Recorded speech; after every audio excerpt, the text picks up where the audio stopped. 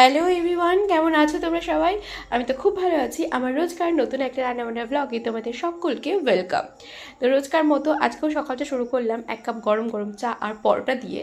চাটা রোজ থাকে বাট পরোটাটা থাকে না। তো দেখো, ব্রেকফাস্টটা কমপ্লিট করার পর এবার একটু লস্যি বানিয়ে নেব। আসলে মা বাড়িতে ছিল না, মা গেছিলো দিদাকে আনতে।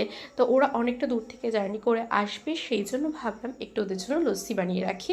তো এখানে প্রথমে মিক্সির মধ্যে নিয়ে নিয়েছি টক দই, মানে প্রয়োজন মতো, তারপরে বিট লবণ আর চিনি নিয়ে নিয়েছি পরিমাণ মতো। নিয়ে তারপর ঠান্ডা জল দিয়ে একটু মিক্সিতে ঘুরিয়ে নিয়েছিলাম, যাতে ভালো করে আর কি ব্লেন্ড হয়ে যায়। হাতের থেকে আমার মনে হয় মিক্সিতেই লস্যি সব থেকে ভালো ব্লেন্ড হয় আর একটু ঝাঁকও আসে। তারপরে দেখো এখানে এইভাবে শেকও করে নিয়েছিলাম, যাতে চিনিগুলো ভালো করে আর কি হয়ে যায়, মানে মিক্সি থেকে বেরিয়ে আসে ওই জন্য। তো এখানে তো লস্যি কমপ্লিট। কেমন হয়েছে লস্যিটা অবশ্যই জানিও, আর তোমরা কে কীভাবে বাড়িতে লস্যি বানাও অবশ্যই সেটাও কিন্তু কমেন্টে জানিও, তাহলে আমিও ট্রাই করব।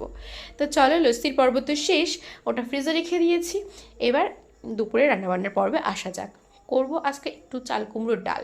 তাই জন্য চাল কুমড়ো বলছি, ডালটাকে ভালো করে ধুয়ে নিয়েছি, ধুয়ে সেদ্ধ বসিয়ে দিয়েছি নুন তেল দিয়ে, লঙ্কা দিয়ে। তারপর ফ্রিজে যা যা সবজি ছিল সব বের করেছি, দেখি কী কী করা যায়। প্রথমে তাকে চাল কুমড়োটাকে কেটে নিই। হাফ চাল কুমড়ো দিয়ে করবো চাল কুমড়োর ডাল, আর হাফ চাল কুমড়ো দিয়ে করবো চাল কুমড়োর ঘন্ট।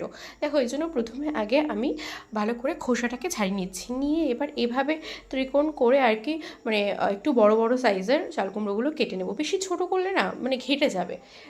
দেখো, চাল কুমড়োটা সেদ্ধ হওয়ার পরে এভাবে কেটে নিয়ে, মানে সেদ্ধ হওয়ার পরে কিন্তু এভাবে রাখলে আর কি ঘাটবে না। তো ওখানে আমার ডালের জন্য চাল কুমড়ো কাটা রেডি। এবার আমি চাল কুমড়ো ঘন্টর জন্য একেবারে সরু সরু করে চাল কুমড়োগুলোকে কেটে নিচ্ছি। দেখো, এভাবে আমি কেটে নিয়েছি।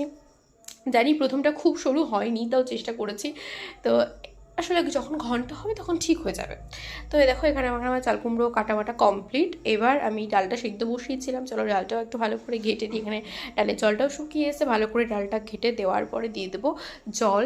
জল দিয়ে, মানে পরিমাণ মতো জল দিয়েছি, জল দিয়ে একটু হলুদ দিয়ে দেবো, দিয়ে ভালো করে, যেহেতু ডাল সিদ্ধ হয়ে গেছে, এবার ডাল কুমড়োটাকে ধুয়ে নিয়েছিলাম, ধুয়ে এবার ওটাকে ওর ভিতরে দিয়ে দেবো। দিয়ে এবার হলুদ দিয়ে দেবো, দিয়ে ভালো করে আর কি ছেড়ে দেবো সেদ্ধ হওয়ার জন্য। তো এটা কিন্তু একটু টাইম নিয়ে, মানে মিডিয়াম টু হাই আঁচে রেখে দিলে ভালো করে আর কি সিদ্ধ হয়ে যাবে। তো এখানে দেখো, আমার চাল কুমড়ো কাটা কমপ্লিট, ধোয়াও কমপ্লিট।